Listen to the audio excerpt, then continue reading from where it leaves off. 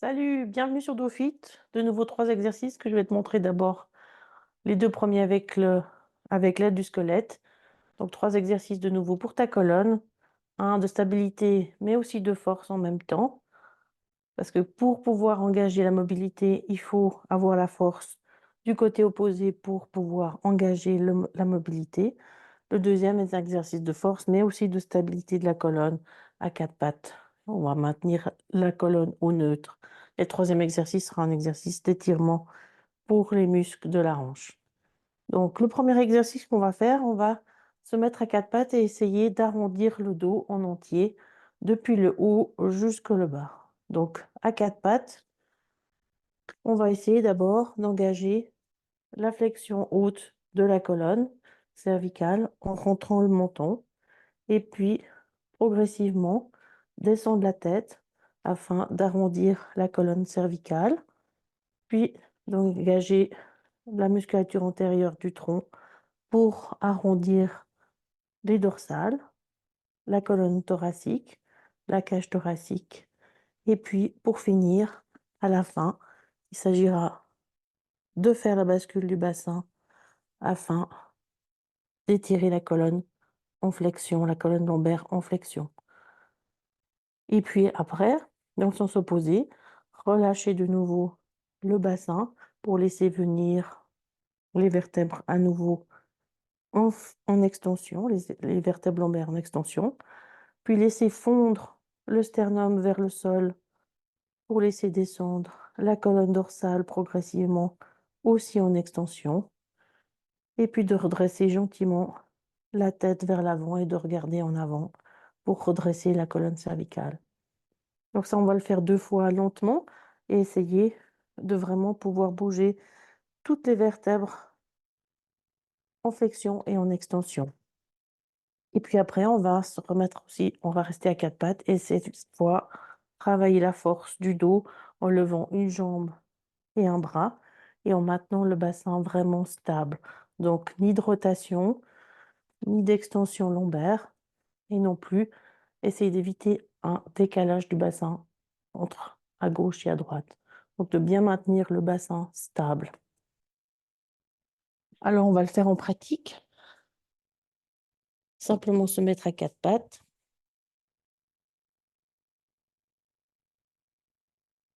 les 2 genoux à l'aplomb des hanches.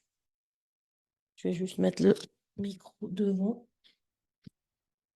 Les 2 mains à l'aplomb des épaules et donc on commence avec la colonne cervicale et de rentrer le menton pour essayer d'avoir un allongement de la colonne cervicale et puis de laisser descendre et tomber la tête vers le sol et puis gentiment d'arrondir les premières dorsales,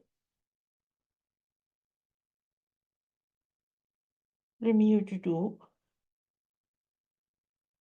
et à la fin, le début des lombaires et faire la bascule du bassin pour arrondir le bas du dos. Et puis, à l'inverse, laisser redescendre le bassin et les vertèbres lombaires vers le bas. Laisser descendre le sternum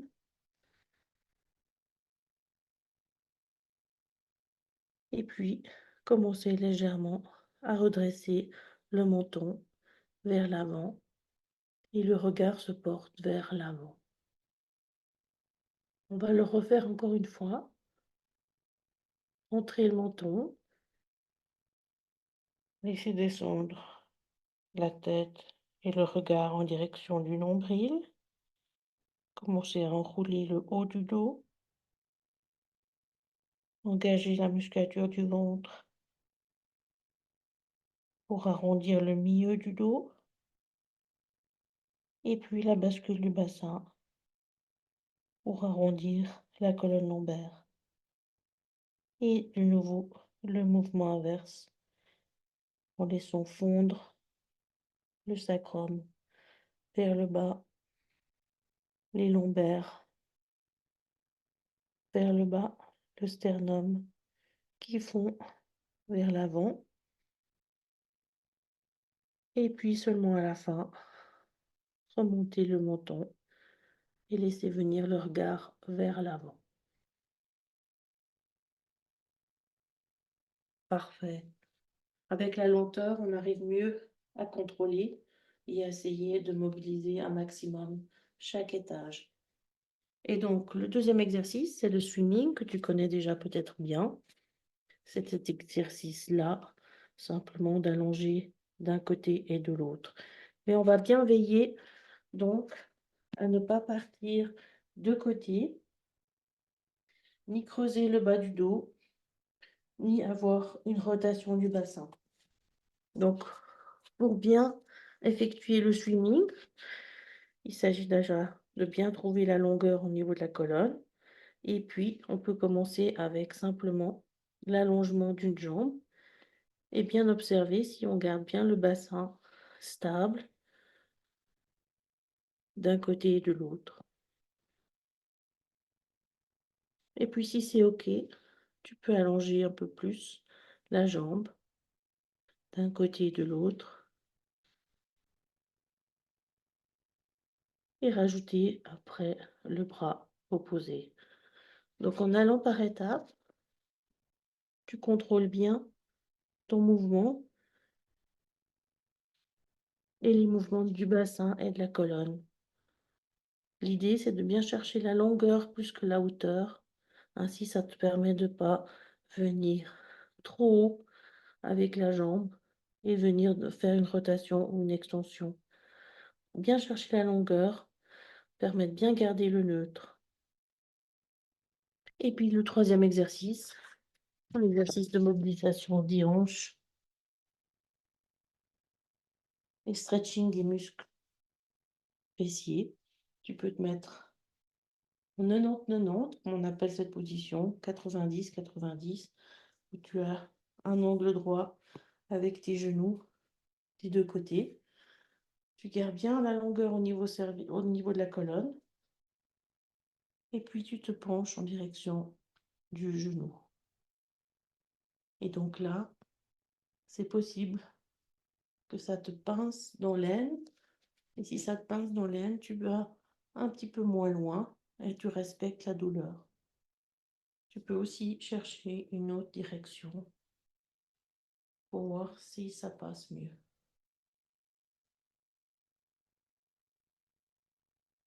Et soit tu restes 15 secondes dans l'étirement, soit tu peux faire des allers-retours, juste pour mobiliser la hanche.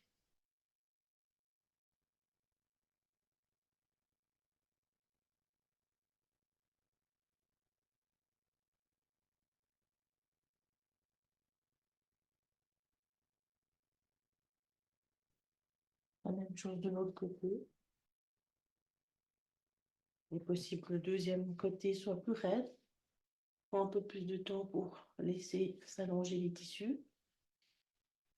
Et la même chose, longueur de la colonne et se pencher vers les genoux.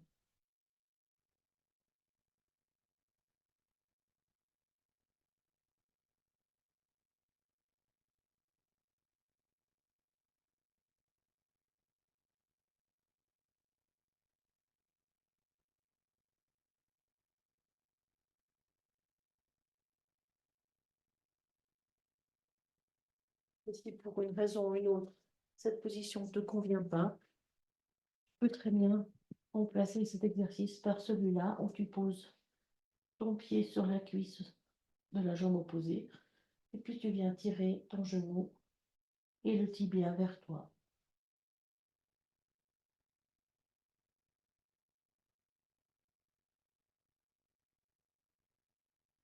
Et la même chose de l'autre côté.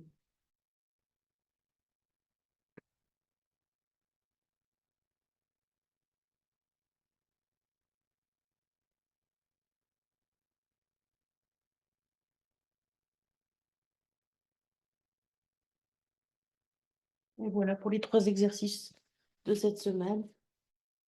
Les 2 premiers étant vraiment importants pour bien connaître sa colonne, voire trouver des zones raides et des zones faibles. Et ça peut te donner des idées pour comment entraîner ton dos. Et le deuxième exercice, c'est un exercice important pour la force du dos et la stabilité du bassin. Et le troisième exercice, simplement un étirement pour la hanche. Voilà, j'espère que tout va bien pour toi. Passe une bonne semaine. À bientôt. Ciao, ciao.